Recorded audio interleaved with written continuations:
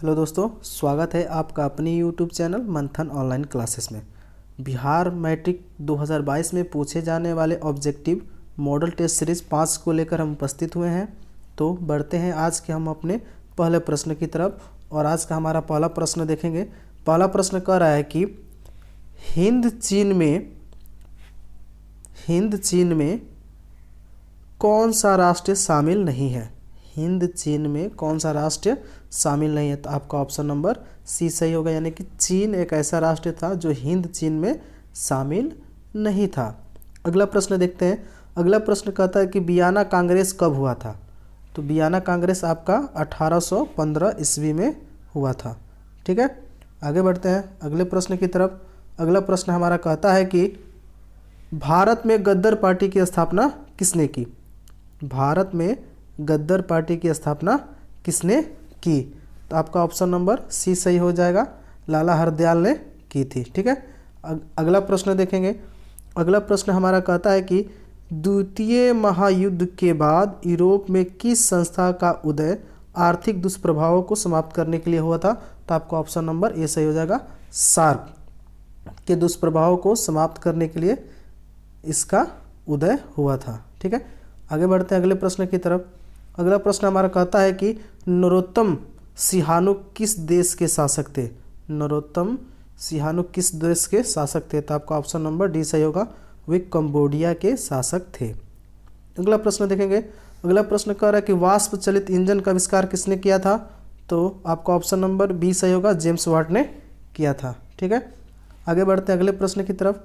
अगला प्रश्न हमारा कहता है कि Tata iron and steel company की स्थापना कब की गई थी। तो आपका ऑप्शन नंबर बी सही हो जाएगा, यानी कि 1907 ईस्वी में की गई थी। ठीक है, अगला प्रश्न देखेंगे। अगला प्रश्न कहता है कि गोलघर कहाँ स्थित है। तो गोलघर आपका पटना में स्थित है।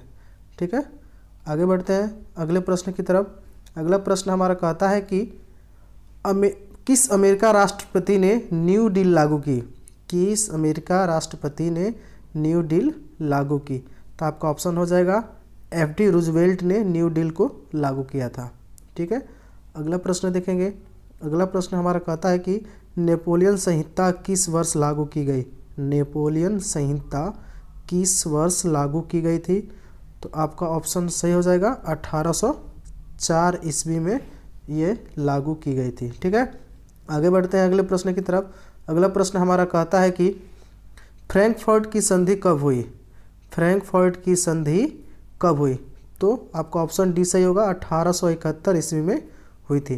अगला प्रश्न कहता है कि कार्ल मार्क्स का जन्म कहाँ हुआ था। तो कार्ल मार्क्स का जन्म जर्मनी में हुआ था। ठीक है, आगे बढ़ते हैं अगले प्रश्न की तरफ। अगला प्रश्न हमारा कहता है कि 1991 में निम्न में से कौन अस्तित्व में आया। 1991 में से निम्न में से कौन अस्तित्व। तो WTO गेट ये या आर्थिक नीति।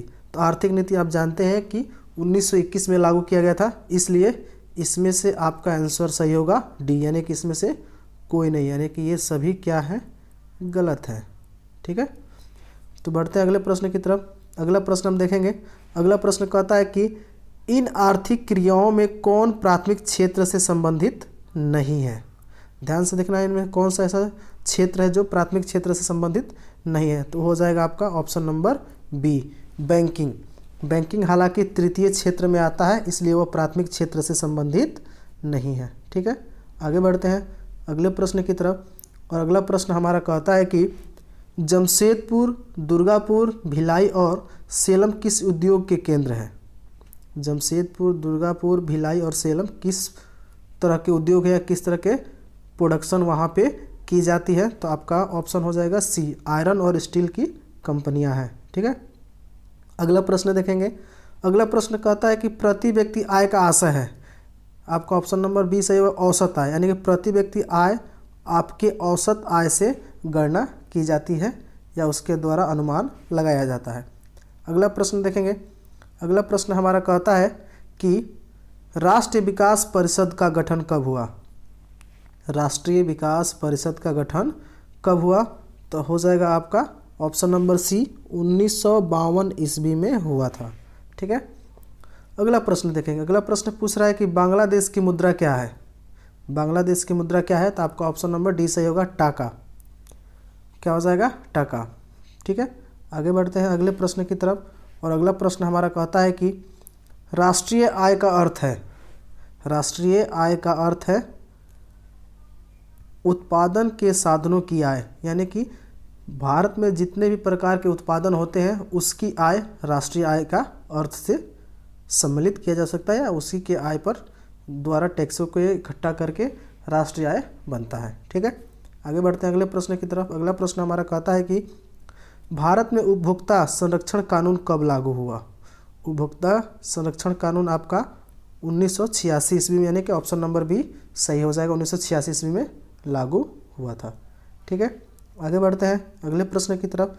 अगला प्रश्न हमारा कहता है भूमि विकास बैंक द्वारा किस प्रकार का ऋण प्रदान किया जाता है। भूमि विकास बैंक द्वारा किस प्रकार का ऋण दिया जाता है, तो वो होता है आपका दीर्घकालीन ऋण, यानी कि लंबे समय तक ये ऋण दिया जाता है। ठीक है, अगला प्रश्न देखेंगे। अगला प्रश्न कहता है कि भारत में किस प्रकार की आर्थिक प्रणाली पाई जाती है। भारत में किस प्रकार की आर्थिक प्रणाली पाई जाती है, तो आपका ऑप्शन हो जाएगा मिश्रित अर्थव्यवस्था। भारत में किस प्रकार की आर्थिक प्रणाली है, तो आपकी मिश्रित अर्थव्यवस्था पाई जाती है।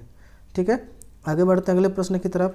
अगला प्रश्न हमारा कहता है कि नागार्जुन सागर परियोजना संबंधित है, यानी कि नागार्जुन सागर परियोजना जो है वो कहाँ है, तो आपका हो जाएगा ऑप्शन नंबर डी कृष्णा से।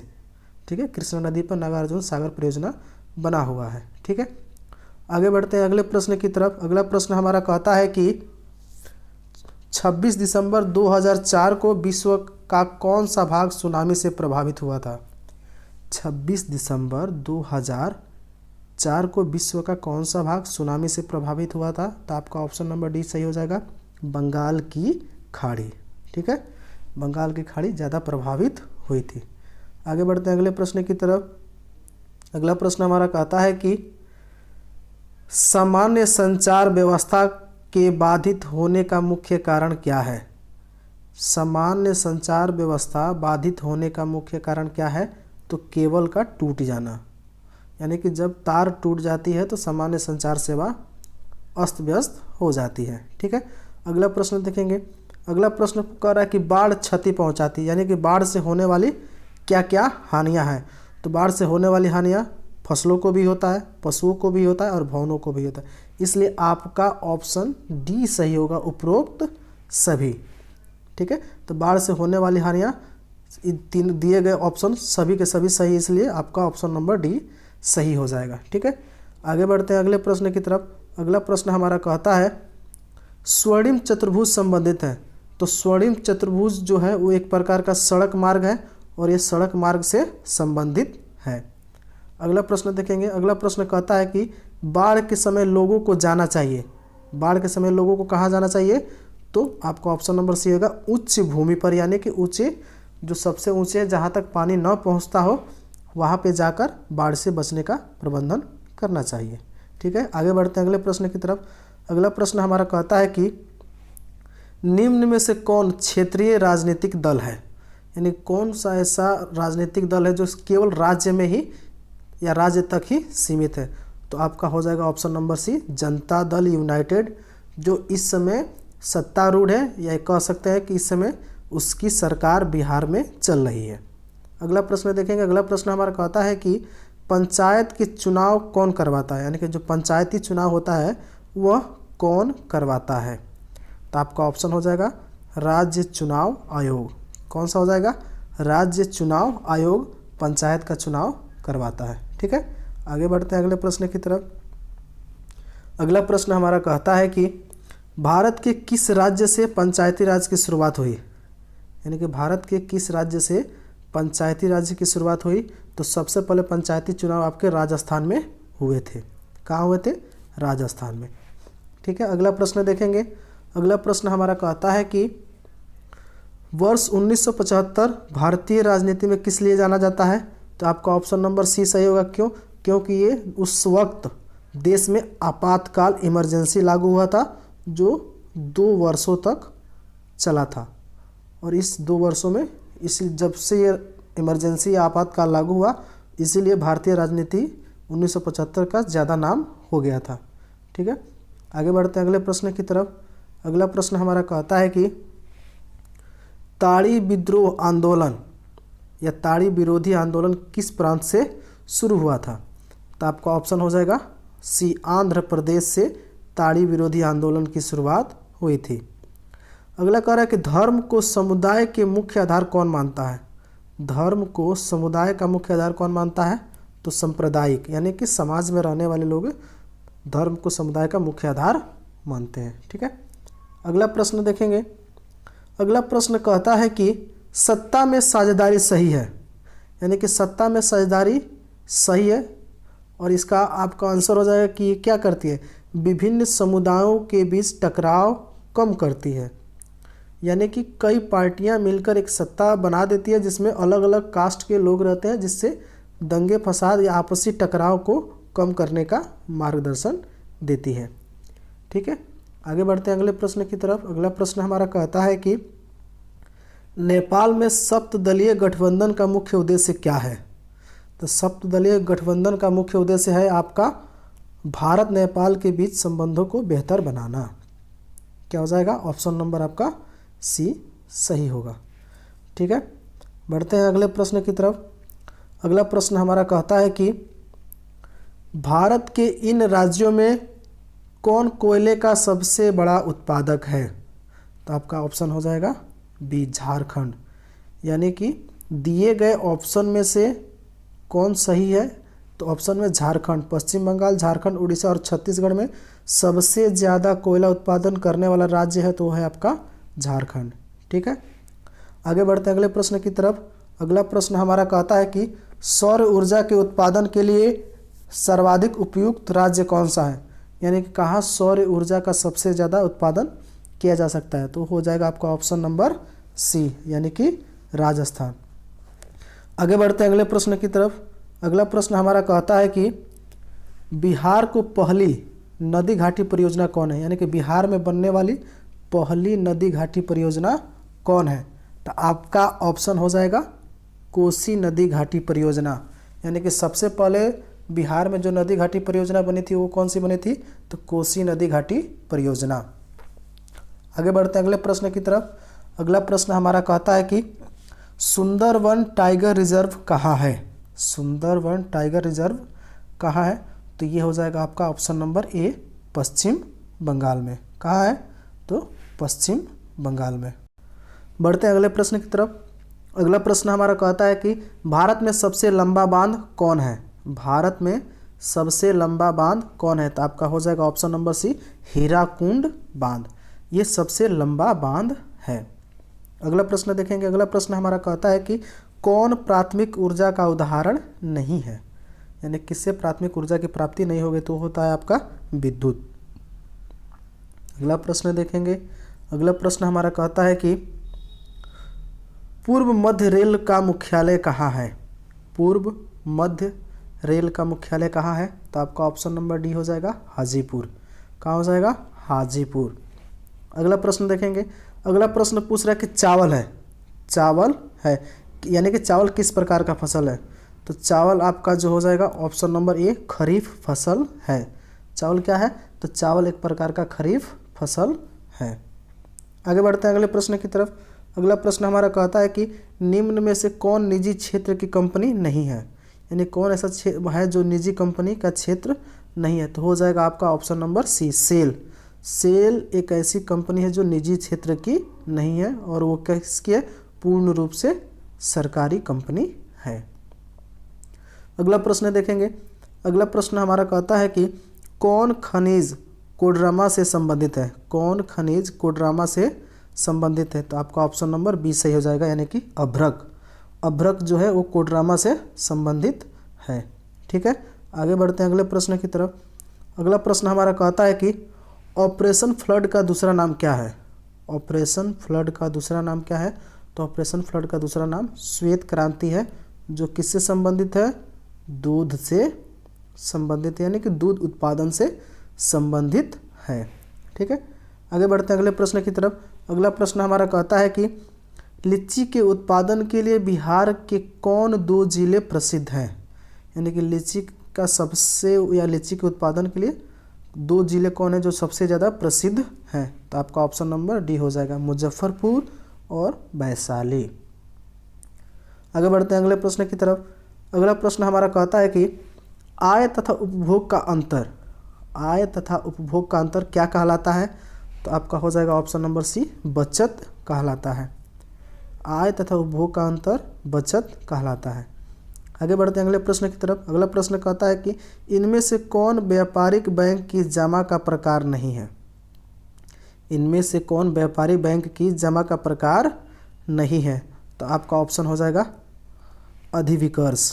अधिविकर्ष जो है वो व्यापारिक बैंक का जमा का प्रकार नहीं है, यानी कि आप इसमें किसी प्रकार के पैसों को जमा नहीं कर सकते हैं। ठीक है।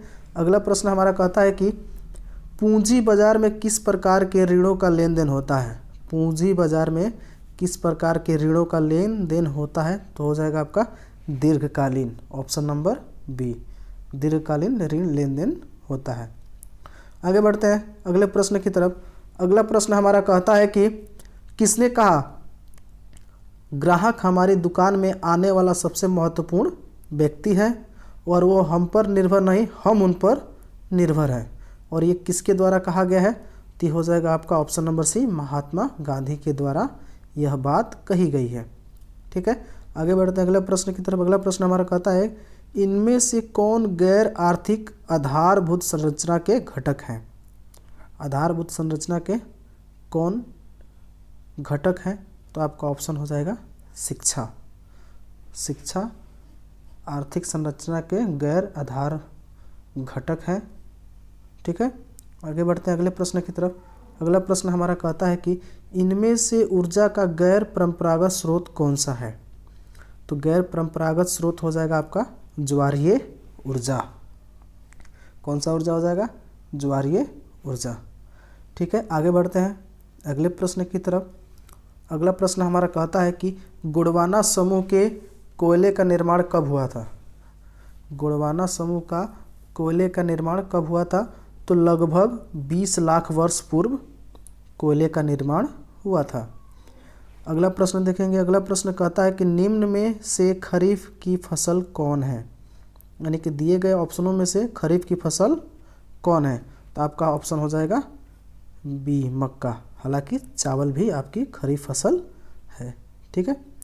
आगे बढ़ते हैं अगले प्रश्न की तरफ। अगला प्रश्न हमारा कहता है कि इनमें से कौन रेशेदार फसल नहीं है? इनमें से कौन रेशेदार फसल नहीं है? तो आपका हो जाएगा गन्ना।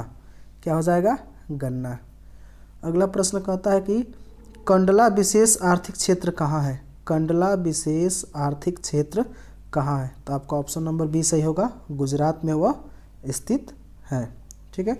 आगे बढ़ते हैं अगले प्रश्न की तरफ। अगला प्रश्न कहता है कि गुटेनबर्ग का जन्म हुआ था, यानी कि गुटेनबर्ग का जन्म कहाँ हुआ था? आपका ऑप्शन हो जाएगा बी, जर्मनी में हुआ था। अगला प्रश्न कहता है कि इंग्लैंड में मुद्रण कला की शुरुआत किसने की? इंग्लैंड में मुद्रण कला की शुरुआत किसने की? तो आपका ऑप्शन नंबर बी सही होगा, कैक्सटन ने। किसने की? कैक्सटन ने। ठीक है। आगे बढ़ते हैं अगले प्रश्न की तरफ। अगला प्रश्न हमारा कहता है कि 1917 की पहली रूसी क्रांति किस नाम से जानी जाती है? 1917 की पहली रूसी क्रांति किस नाम से जानी जाती है? तो हो जाएगा आपका अक्टूबर की क्रांति। अक्टूबर क्रांति के नाम से जानी जाती है। अगला प्रश्न कहता है कि लाल सेना का गठन किसने किया था? लाल सेना का गठन आपका ऑप्शन नंबर सी हो जाएगा, ट्राट्स्की ने किया था। किसने किया था? ट्राट्स्की ने किया था। आगे बढ़ते हैं अगले प्रश्न की तरफ। अगला प्रश्न हमारा कहता है कि ऑल इंडिया मुस्लिम लीग की स्थापना कब हुई? ऑल इंडिया मुस्लिम लीग की स्थापना कब हुई? तो ये इसकी स्थापना 1906 ईस्वी में हुई थी। आगे बढ़ते हैं। अगला कहता है कि तख्त श्री हरमिंदर जी साहब कहाँ स्थित है? तख्त श्री हरमिंदर जी साहब कहाँ स्थित है? तो आपका ऑप्शन हो जाएगा ए, पटना में स्थित है। ये गुरु गोविंद सिंह के जन्मस्थल से संबंधित है। अगला प्रश्न देखेंगे। अगला प्रश्न हमारा कहता है कि सिपाही विद्रोह कब हुआ था? सिपाही विद्रोह कब हुआ था?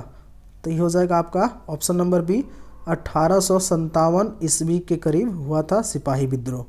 ठीक है, अगला प्रश्न देखेंगे। अगला प्रश्न हमारा कहता है कि श्वेत क्रांति का संबंध अर्थव्यवस्था के किस क्षेत्र से है?